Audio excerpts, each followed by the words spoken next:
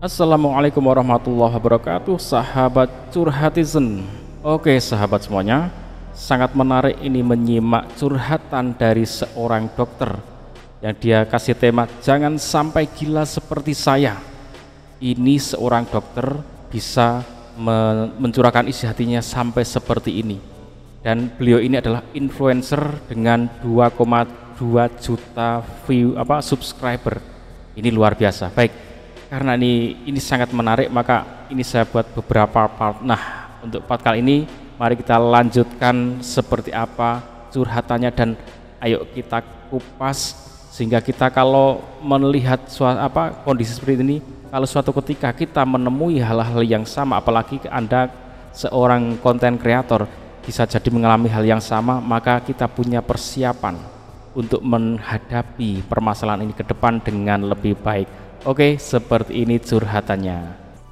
Saat aku benar-benar butuh teman untuk bicara tentang perasaanku, tentang apa yang aku alamin, teman-teman di dunia maya itu nggak bisa untuk menggantikan interaksi yang nyata, seperti teman-teman yang benar-benar ada di dunia nyata gitu. Jadi kehadiran jutaan orang secara online itu nggak pernah bisa menggantikan kehangatan hubungan langsung, interaksi langsung dengan orang-orang terdekat. Yang keempat, kehilangan jati diri karena ekspektasi orang lain. Salah satu yang paling berat yang aku alamin adalah merasa kehilangan diri sendiri. Jadi setiap kali aku buka kamera, aku merasa harus menggunakan topeng. Aku harus terlihat sempurna, harus selalu ceria, harus selalu bisa menginspirasi. Dan setiap konten yang aku buat itu seolah-olah dikendalikan oleh ekspektasi orang lain. Aku nggak bisa lagi jadi diriku yang sebenarnya. Aku terus-menerus merasa khawatir, takut kalau nggak bisa memenuhi harapan followers, takut edukasiku nggak sesuai, takut kurang lengkap, takut ternyata tidak cocok sama teman-teman semua.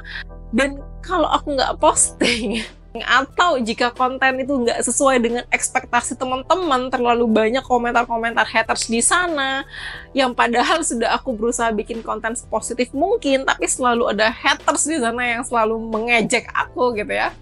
Aku selalu ngerasa gagal jadi manusia. Hidupku itu seperti tergantung pada opini viewers yang ada di media sosial, dan itu serius sangat melelahkan. Yang kelima, media sosial itu menjauhkan dari orang-orang terdekat. Aku mulai menyadari bahwa media sosial itu telah mengubah hubunganku dengan orang-orang yang benar-benar ada di sekitarku. Suami, anak-anak sering ngeluh bahwa aku tuh selalu kelihatan sibuk dengan ponsel. Pada waktu kita makan bersama, kumpul bersama, aku lebih fokus ngecek notifikasi atau memikirkan ide konten berikutnya daripada dengerin cerita suami ataupun anak-anakku. Waktu yang seharusnya dihabiskan bersama keluarga itu jadi terampas oleh dunia maya. Apalagi sama teman-temanku. Setiap kumpul sama teman-temanku, aku merasa obrolan mereka itu nggak match sama aku. Aku merasa ada secara fisik, tapi pikiranku tuh selalu ada di konten. Yang keenam, kesempurnaan palsu di dunia maya itu membuatku capek sekali. Setiap hari, aku harus rajin ngeliatin feed media sosial, ngeliat yang viral apa, yang ngetren apa, yang bisa dibahas apa. Dan di media sosial aku ngelihat video yang kelihatan sempurna, yang bener-bener impian banyak orang. Apalagi fit teman-temanku, pencapaian mereka yang sekolah S2, sekolah spesialis, sekolah keluar negeri, bisa beli A, B, C, dan lain-lain. Nggak sadar, dalam kesepianku sendiri, aku mulai membandingkan diriku dengan orang lain. Aku merasa harus selalu tampil sempurna seperti mereka, harus selalu berhasil, harus selalu bahagia, harus selalu punya satu materi, satu prestasi agar bisa diakui dalam kehidupan ini. Padahal di balik konten itu semua, aku tahu kok nggak ada yang benar-benar sempurna. Pasti ada kekurangannya. Oke, kita mulai dari ini. Kehilangan jati diri karena ekspektasi orang lain. Ini seharusnya tidak perlu terjadi, ya, karena kita yang menentukan kita mau seperti apa jati diri kita.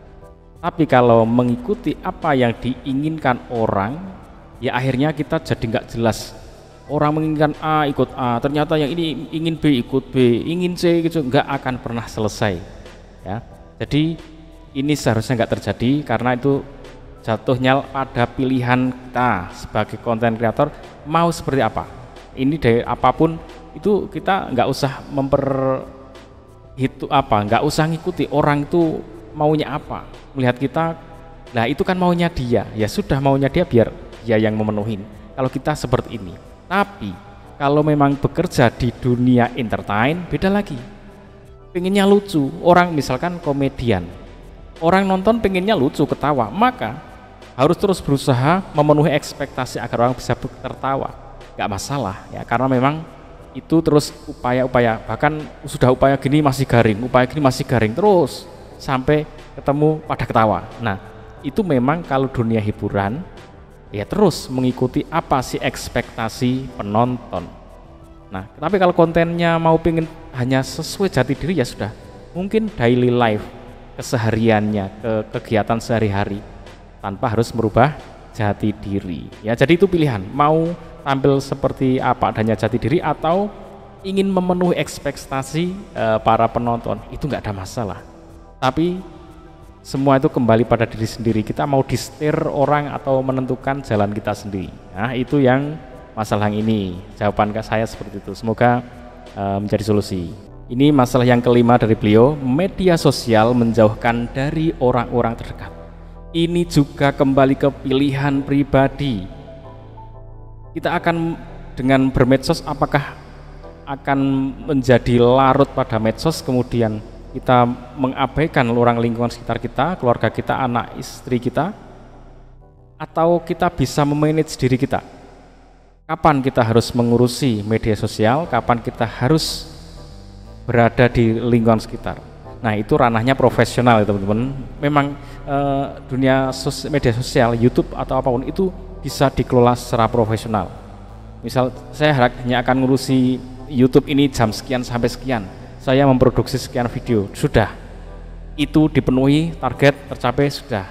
Jangan larut terus pada dunia itu, sehingga kita benar-benar bisa memilah, memberikan proporsi yang sesuai dengan kebutuhan kita ya. Jadi itu kembali lagi dari masalah yang tadi keempat, ini kelima, kembali ke diri sendiri teman-teman. Pilih, tentukan, mau larut mengikuti orang, mengikuti apa yang ada di luar sana, atau kita memanage diri kita sehingga kita bisa menentukan jalan kita sendiri. Nah itu semoga menjawab. Oke, masalah yang ketiga atau yang keenam disampaikan dari beliau, kesempurnaan palsu di dunia maya melelahkan fisik dan jiwa. Jadi harus tampil sempurna, sempurna dan sempurna. Oke, kalau memang niche atau yang dipilih itu hiburan atau apa, ya tampillah sempurna dalam menghibur. Memang harus seperti itu.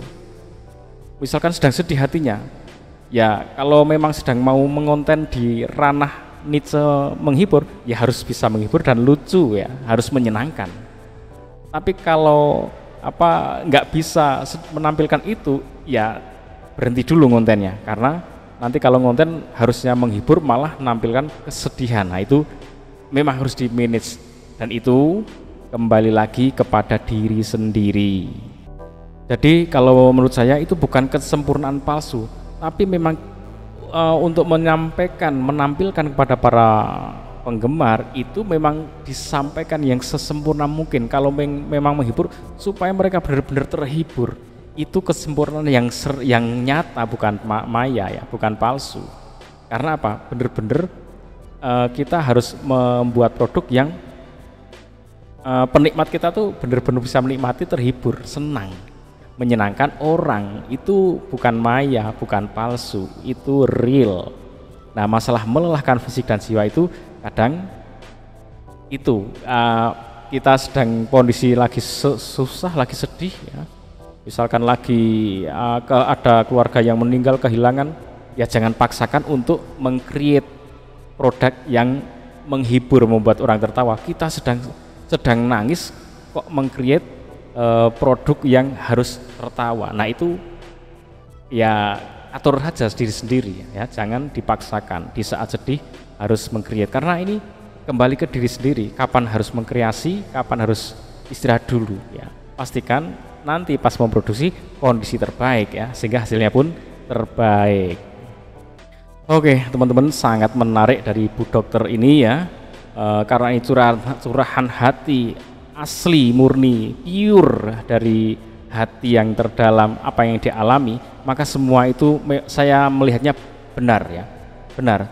Cuman kita berusaha memberikan masukan supaya bisa mensikapinya juga dengan lebih baik, lebih nyaman ya. Itu intinya, ini bisa melanda kalian semua, apalagi kalian konten kreator. Konten kreator sedikit banyak akan mengalami hal ini sebagai konten kreator, tergantung nanti semakin banyak, semakin besar channel kalian, juga akan semakin besar juga tantangan yang dihadapi.